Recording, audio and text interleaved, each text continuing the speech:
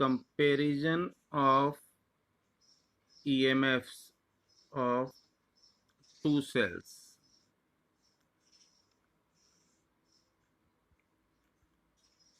बेटा कल हमने EMF निकाला था और पोटेंशियल डिफरेंस निकाला था, तो दोनों का फर्क हमें समझना पड़ेगा।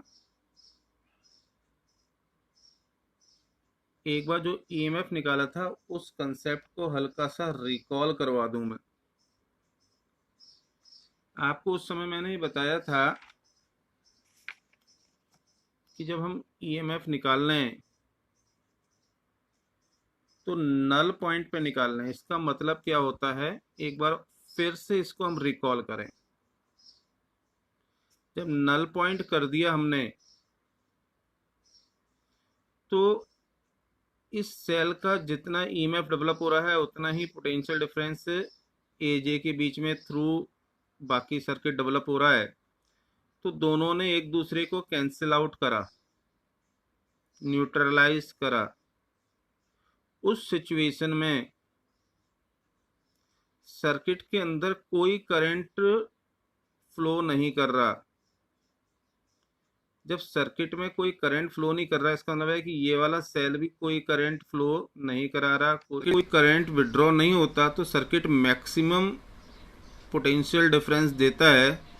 और आपको पहले भी बताया था कि maximum value of potential difference that a given cell can provide is known as its EMF। Now इसी को हम कंपेयर करेंगे।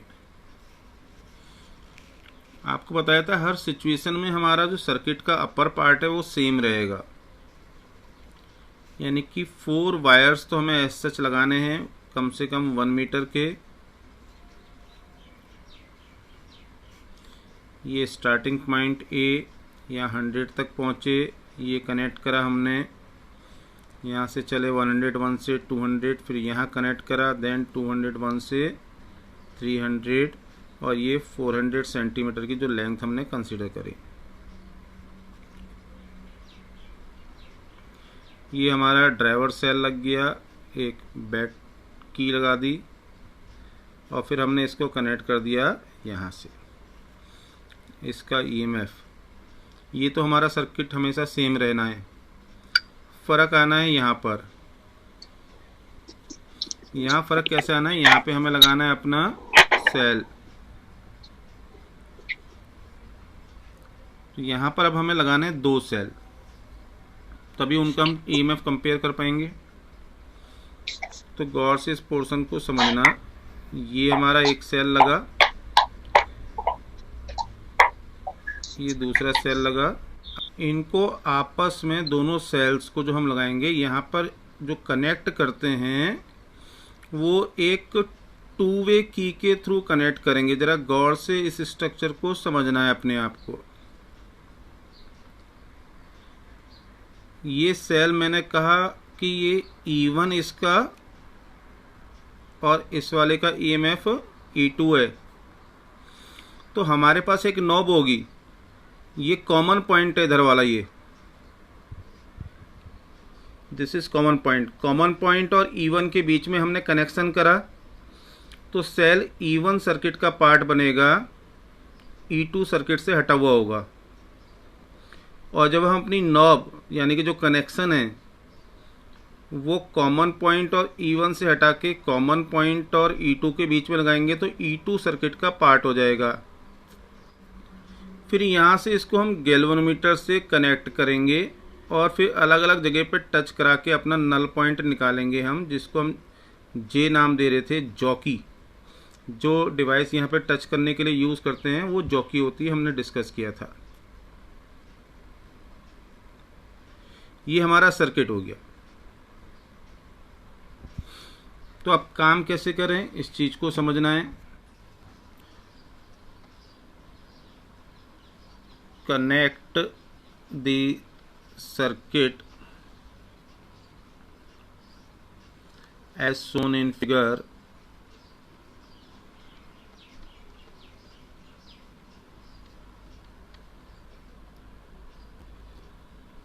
पहले लेंगे कॉमन पॉइंट, ये वाला पॉइंट कहलाएगा कॉमन पॉइंट या common connection. First of all connect common point with cell E1 and find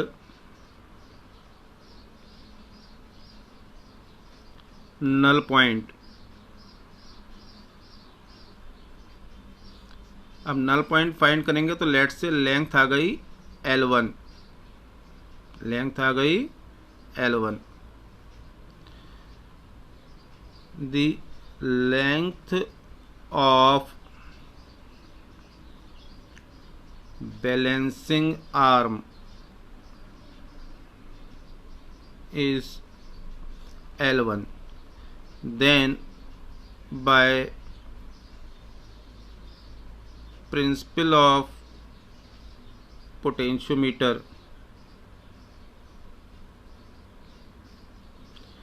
E1 equal to KL1,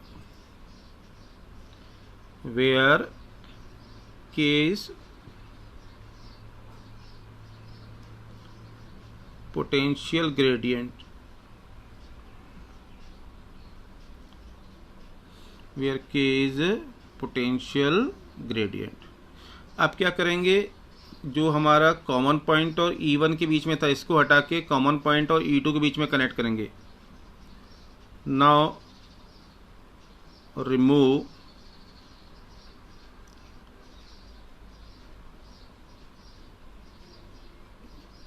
knob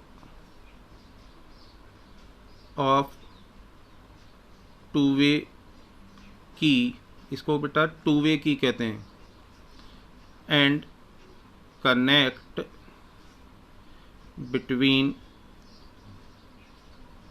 common point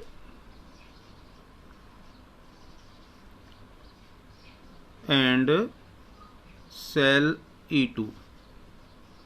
Now E2 is part of the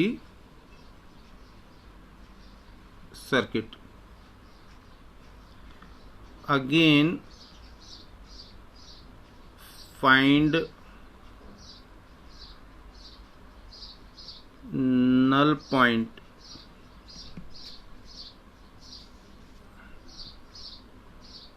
let its length be L2। अब ये L2 length यहाँ पे कैसे हम समझें कि अब हमने इसको कनेक्ट किया तो ये नल पॉइंट फर्स्ट सेकंड किसी भी वक्त पे आ सकता है, फर्स्ट सेकंड किसी पे भी नल पॉइंट आ सकता है। तो जहाँ पर आया वो लेंथ L2 है, therefore by principle of potentiometer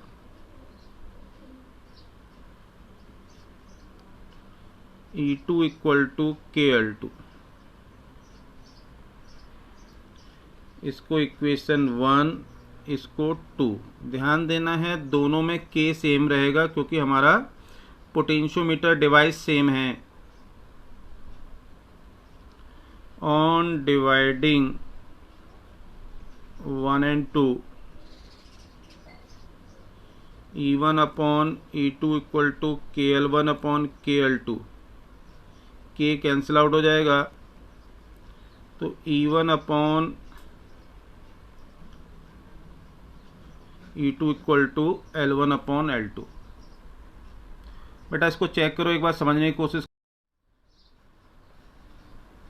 अब इसका अगला यूज लेते हैं हम। EMF को मेजर करा हमने, फिर EMF को कंपेयर करा।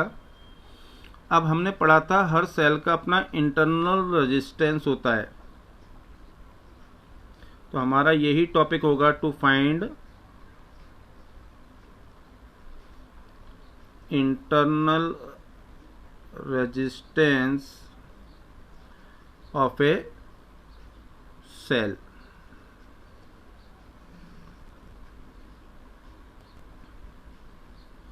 अगेन जो सर्किट का पहला पार्ट है वो सेम रहना है, तो उसको ड्रॉ करें। वी वर टेकिंग 4 वायर्स, हमने डिफ़ॉल्ट लेंथ अभी 400 सेंटीमीटर लेके कर रहे हैं।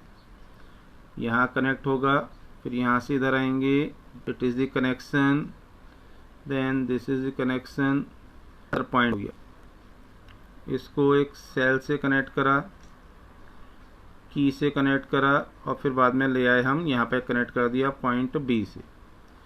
ये ड्राइवर सेल का ईएमएफ हो गया दिस। जिस सेल का इंटरनल रेजिस्टेंस निकालना है हमें, वो यहाँ लगेगा, और इसके पैरेलल में एक लगाएंगे रेजिस्टेंस बॉक्स। जो सेल है उसके पैरेलल में लगाना है एक resistance box with the help of a key, और फिर इन दोनों को हम कनेक्ट करेंगे एक गैल्वेनोमीटर से।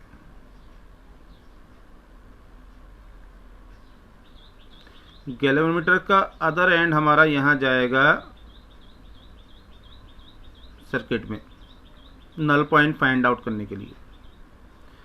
लेट से इसका ईएमएफ ई है। अब अगेन 2 स्टेप वर्क है पिछले टॉपिक की तरह से।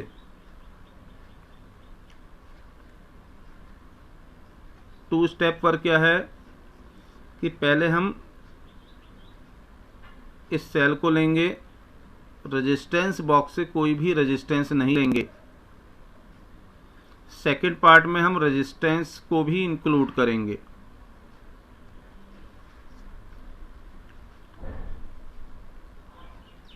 Connect the circuit as shown।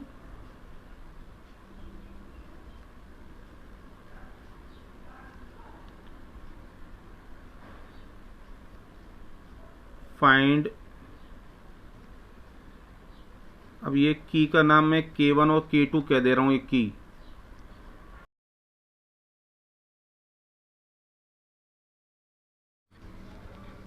Find null point taking की K2 as open.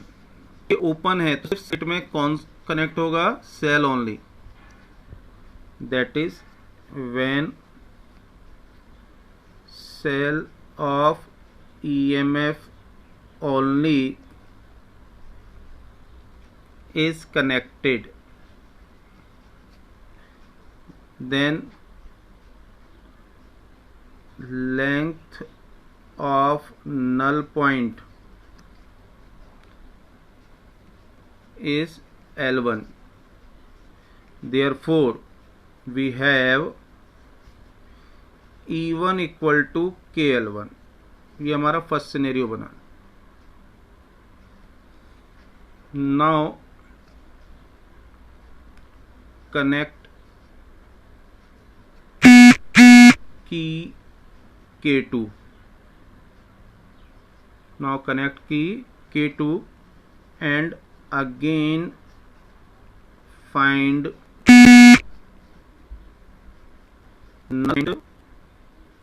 let its length be L2। therefore we have V equal to KL2। यहां से हमने कोई रेजिस्टेंस R चूज किया, तो ये कब निकाला है? After taking resistance R from resistance box.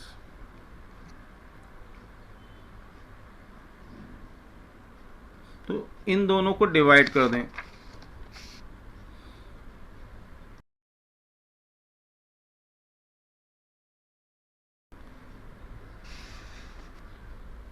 On dividing 1 and 2, E by V equal to K L one upon K L two, यानी इससे हमारा ई बाय वी हो गया L one upon L two. ये हमारा एक रिलेशन आया, third equation कह रहा हूँ इसको। लेकिन हमें ई और वी का रेशियो नहीं निकालना, हमें निकालना है इंटरनल रेजिस्टेंस। तो उसके लिए हमें थोड़ी सी कैलकुलेशन करनी पड़ेगी। वो कैलकुलेशन क्या है इसको समझना पड़ेगा। As potential difference V equal to E minus I R होता था। ये फॉर्मूला आपको मैंने पढ़ाया था जब आपको EMF के बारे में डिस्कस किया था। नहीं है तो यहाँ पे ध्यान रखेंगे, जितना हमने EMF अप्लाई करा E, उसमें से इतना पोटेंशियल अंदर खर्च हो जाता है इंटरनल रेजिस्टेंस के कारण। तो बाहर जो मिला वो V equal to E minus I R था। तो इसके through EMF equal to V plus I R लिखना है हमें, number one. And also V equal to I R होता है एक्सटर्नल सर्किट के लिए, V equal to I R होता है फॉर एक्सटर्नल सर्किट। इन दोनों को मिला के हमें EMF निकालना है। तो कैसे निकले, ये इंटरनल रेजिस्टेंस निकालना है। तो इंटरनल रेजिस्टेंस क्या हो जाएगा, V इधर गया तो E minus V upon I. अब ये वाली वैल्यू हम यहां पुट करेंगे तो E minus V upon I की जगह लिख देंगे V बाय आर। इन दोनों फॉर्मूलों को मिक्स कर रहे हैं हम। तो E minus V upon V into R, यानी कि हमारा फॉर्मूला हो गया E upon V minus one into R. ये इंटरनल रेजिस्टेंस का फॉर्मूला है। यहाँ E अपॉन वी की वैल्यू पुट करेंगे इक्वेशन 3 से।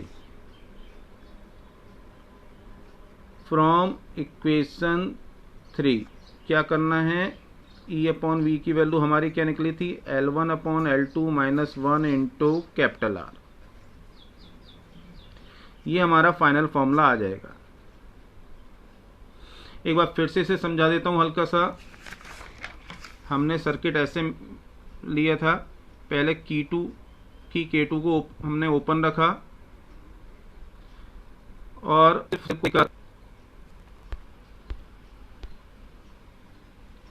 बेटा इसको फिर से समझा रहा हूं। सर्किट बनाया हमने, सेल को लेकर E1 upon E equal to, not E1, E equal to KL1 हमारे रिलेशन बनी। फिर हमने इस की को प्रेस करा और रेजिस्टेंस बॉक्स से R रेजिस्टेंस लिया। V इक्वल टू लेंथ आ रही होगी कहीं पर L2, इन दोनों को डिवाइड करा तो हमारी रिलेशन बन जाएगी E upon V equal to KL1 upon KL2। तो वहां से E upon V equal to L1 upon L2। अब इंटरनल के लिए फॉर्मूला हमने वोल्टेज, उससे स्मॉल r निकाला। इसमें से किसी भी फॉर्मेट से आप कर लेंगे तो E minus V upon I होगा और V equal to I R, यानी ओम्स लॉ के थ्रू हमने यहाँ वैल्यू पुट करनी है I की, V अपॉन आर। तो हमारा फॉर्मूला ये सिंप्लीफाई हो गया। इसको हमने ऐसे लिखा। ये फॉर्मूला भी आप याद रखेंगे, आगे कई जगह काम में आ सकता है। पोटेंशियोमीटर वाले केस में ये वैल्यू बन जाएगी इसकी। ये हमारा टोटल टॉपिक हो गया।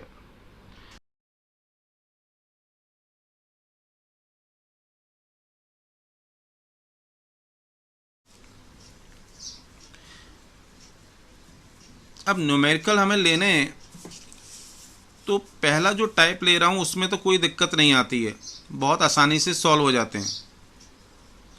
पहला टाइप क्या होगा, जैसे कि मैं कल आपको एक चीज़ बता रहा था कि कई टॉपिक्स में ये रिहोस्टेट लेते हैं और कई में नहीं लेते हैं। प्रॉब्लम हमारी यहाँ से आती है न्यूमेरिकल्स में। रियोस्टेट ले रखा है मतलब रेजिस्टेंस ले रखा है। तो यहाँ पर पहले मैं इस कंसेप्ट को दो डायग्राम से समझा रहा हूँ आपको कि किस सिचुएशन में कैसे सॉल्व करेंगे। ये एक ट्रिक है, सॉल्व करने का तरीका है। जितना आप इसे पिकअप कर पाओ उतना आपके लिए अच्छा रहेगा। सबसे सिंपल सर्किट में दो पार्ट में बता रहा हूँ इसको पैरेलल में लेके, सो दैट आप आसानी से मेथड को कंपेयर कर लो। अभी इसको क्वेश्चन की जगह मैं मेथड्स मार्क कर दे रहा हूँ। ये मेथड 1 है, यहाँ पे आएगा मेथड 2। दो अलग अलग टाइप के सर्किट्स के लिए, डायग्राम्स के लिए मेथड्स रहेंगे। पहले सिनेरियो में हमारा सर्किट में इस तरीके से दे रखा होगा। ये वायर हमारा हो गया AB, इसकी लेंथ दे रखी होगी जो भी देनी है उसको, 400 सेंटीमीटर, 600, 1000। यहाँ पर एक आपका सेल लगा होगा और वो ये कनेक्ट होगा। ये ड्राइवर सेल कहलाता है, उसका EMF दे रखा है। और फिर यहाँ से आपको कोई सेल कनेक्टेड होगा जिसका EMF आपको निकालना है with the help of galvanometer और सो। यहाँ एक सेल भी हो सकता है, कंपैरिजन करना है, दो सेल भी हो सकते हैं, रेजिस्टेंस बॉक्स भी हो सकता है। वो सब चीज़ें क्वेश्चन में डील करी जाएंगी। अब यहाँ पर कैसे डील करना है इस क्वेश्चन को, वो की पॉइंट समझना है। तो आपको यहाँ पर समझना है कि पोटेंशियल ग्रेडियंट कैसे निकालेंगे। Here applied EMF of driver cell is fully available to wire of length AB। इसको हम कैपिटल L भी चाहें तो कह दें या खाली AB लिखे रहने देंगे। Wire of length AB equal to L of potentiometer. So therefore K जो हो जाएगा EMF अपॉन टोटल लेंथ हो जाएगा। अब उसके बाद आपको इस सेल का EMF निकालना है। लेंथ L आ गई। मैं एक एग्जांपल ले रहा हूं। Therefore EMF of cell E equal to KL, और K की ये वाली वैल्यू आ जाएगी EMF अपॉन AB और इनटू आपका स्मॉल l। मेथड 2 में क्या रहेगा, जो हमारा ये वायर AB है, बैटरी लगेगी, इसके साथ की हो सकती है तो ठीक, नहीं है तो ठीक। अब इसके साथ एक रेजिस्टेंस और दे दिया जाएगा आपको R। ये हो गया ड्राइवर सेल। अब आपको माना यहाँ पे इस सेल का EMF निकालना ही। अब क्या फर्क आएगा कि इस रेजिस्टेंस के कारण इस सेल का, ड्राइवर सेल का टोटल EMF AB को अवेलेबल नहीं होगा। थोड़ा पार्ट इसको अवेलेबल होगा और थोड़ा पार्ट इसको अवेलेबल होगा। Now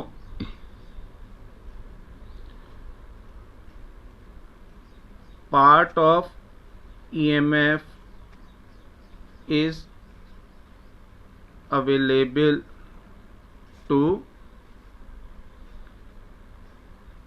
AB। वो पार्ट कितना होगा, तो इसके थ्रू करंट जो होगा आपका I, वो EMF upon resistance R plus RAB। AB का रेजिस्टेंस RAB कह रहा हूँ। Therefore potential difference, potential across AB, ये कितना आ जाएगा हमारा VAB नाम दे रहा हूँ इसको, I इंटू RAB। और I की वैल्यू हो गई थी EMF upon R plus RAB into RAB। जरा गौर से समझना। Therefore potential gradient